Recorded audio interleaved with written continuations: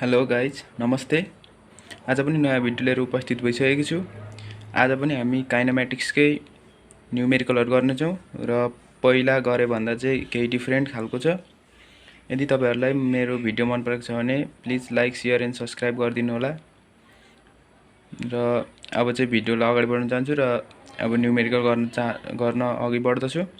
Late begin the race. पहिलो नम्बर question यो रहेको छ, पज गरेर हेर्नु होला तपाईहरु।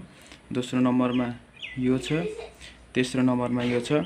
यदि तपाईहरुले पनि गर्न चाहनुहुन्छ भने पज गरेर भिडियो पज गरेर आफूले ट्राई गर्न सक्नुहुन्छ।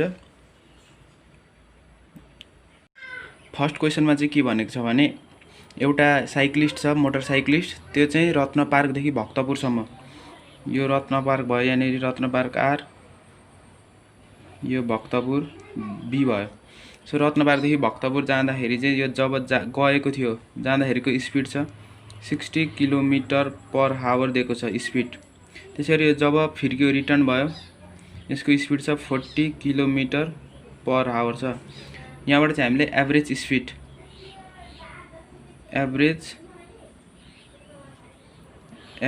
स्पिड निकाल्नु भनेको छ, इक्वल टु वाट भनेको छ।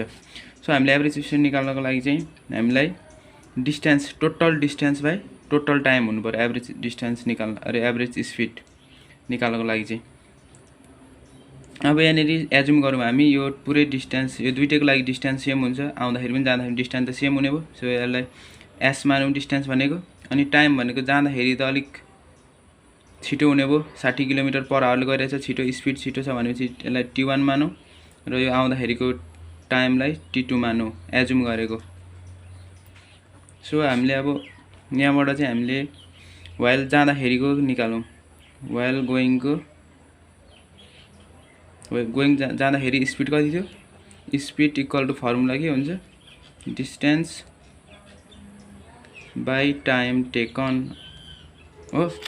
स्पिड भनेको 60 किलोमिटर पर आवर छँदैछ, डिस्टेन्स भनेको s मानेको छौँ र टाइम भनेको t1 छ। लो t1 भनेको s बाइ 60 हुन्छ, 60 हुन्छ एउटा t1 टाइम भनेको, यसलाई इक्वेसन फर्स्ट मानौँ। त्यसैगरी व्हाइल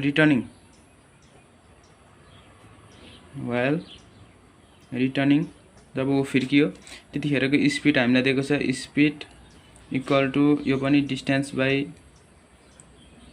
टाइमै हुन्छ हो। यहाँनिर हामीले स्पिड भनेको कति दिएको छ 40 किलोमिटर पर आवर दिएको छ, s भनेको डिस्टेन्स यही छ, टाइम भनेको t1। यहाँ चाहिँ मैले डिस्टेन्स लेख्ने ठाउँमा यो सर्टमा लेखेँ, टाइम पनि त्यही भयो। अनि यहाँनिर अब यसलाई हामीले t2 छ हाम्रो time, t2 equal to s by 40 लेख्न सक्छौँ हामी, यो इक्वेसन सेकेन्ड भयो। अब हामी एभरेज स्पिड निकाल्दाखेरि चाहिँ average speed equal to total distance travelled by total time taken, यो हुन्छ फर्मुला। अनि टोटल डिस्टेन्स ट्राभल भनेको यो जब गयो s भयो, आउँदा s plus s 2s, total distance 2s भयो बाइ अब टोटल टाइम टेकन भनेको एउटा t1 भयो अर्को t2 भयो। यसलाई अब t1 प्लस t2 लेख्न सक्छौँ। अब 2s भनेको 2s नै छोडिदिउँ, t1 भनेको के छ हाम्रो s बाइ 60 छ, s बाइ 60 प्लस अर्को s बाइ 40 छ इक्वेसन सेकेन्डमा, इक्वेसन फर्स्टबाट s बाइ 60, इक्वेसन सेकेन्डमा s बाइ 40। सो यसलाई गर्दाखेरि मैले यहाँनिर गरिदिन्छु, यहाँनिर 2s बाइ यो 2s को 2s भइहाल्यो। अब यसलाई कमन लियो, कमन लिँदाखेरि कति हुन्छ 6 2400, यो 60 लाई र 70 अरे 60 र 40 को कमन लिँदा 2400 हुने भयो।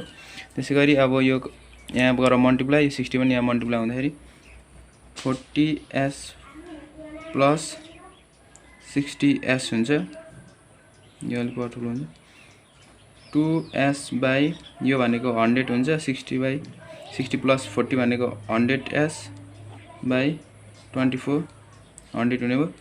यो 100 कट्छ, सो अनि यो s र s पनि कट्छ 24 into 2 हुन्छ 2 into 24 equal to 48 kilometre per hour यो हाम्रो एन्सर भयो एभरेज स्पिड चाहिँ 48 किलोमिटर पर आवर अब सेकेन्ड क्वेशनमा चाहिँ के भनेको छ भन्दाखेरि एउटा बिल्डिङ छ एउटा बिल्डिङको टप देखि एउटा बल खसालियो बल ड्रप भयो बल कता तल ड्रप भयो यहाँ सपोज यहाँ विन्डो छ यो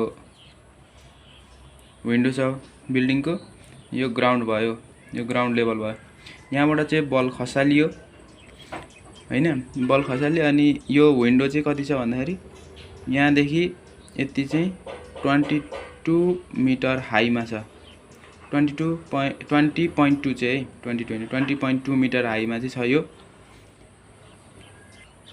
अनि यहाँ दिएको छ अनि यो 2.2 मिटर तल खस्नको लागि चाहिँ यसलाई टाइम कति लागेको छ टी भनेको 0.2 सेकेन्ड लागेको छ यहाँ क्वेशनमा 0. यहाँ क्वेशन हुन्छ building takes 0.2 second to pass a window 2.2 metre high from ground चाहिँ यो ग्राउन्डदेखि चाहिँ विन्डो 2.2 मिटर हाई छ अनि 2.0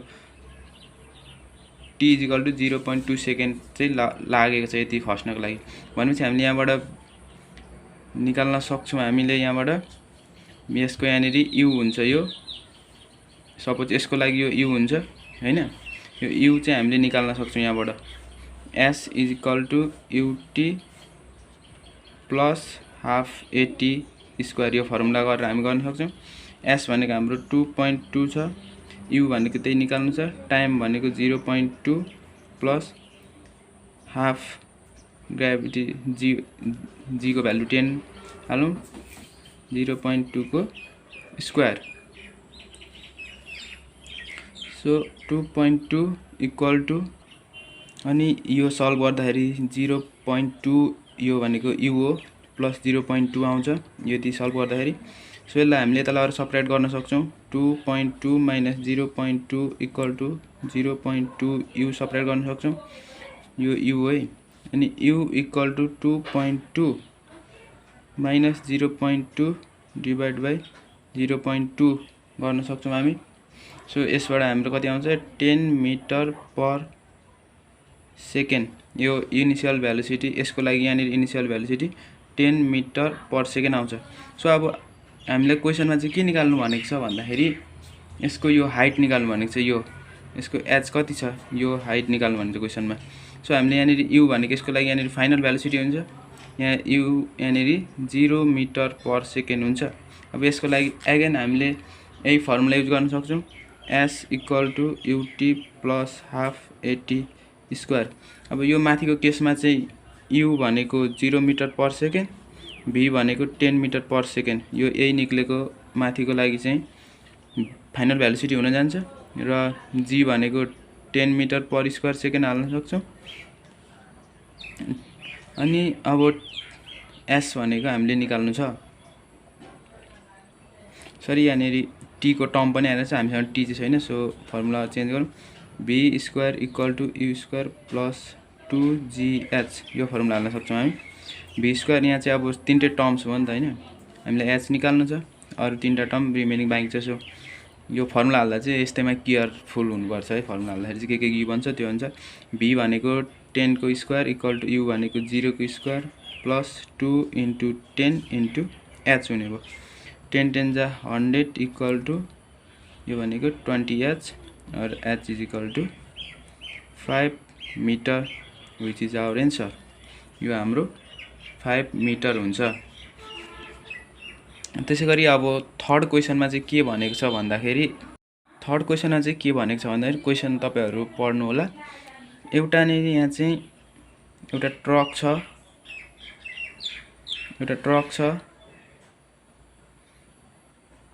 त्यो ट्रक चाहिँ अनि एउटा कार छ कार चाहिँ यो जुन चाहिँ ट्रक छ ट्रकको चाहिँ केही पछाडी छ त्यो कार सपोज यहाँ कार छ हाम्रो कार भयो यो कार र यो ट्रक भन्दा चाहिँ कार केही पछाडी छ अनि यिनीहरुको दुईटै रेस्टबाट सुरु भएको छ यिनीहरुको दुईटै initial velocity 0 metre per second छ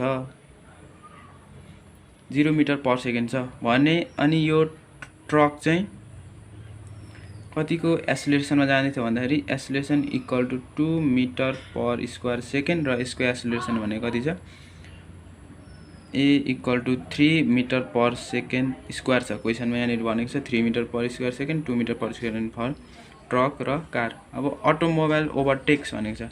अब अटो यो जुन चाहिँ अटो थियो यो अटोमोबाइल अटो थियो सरी मैले ट्रक कार भनेछु। जब यो ट्रक चाहिँ 70 मिटर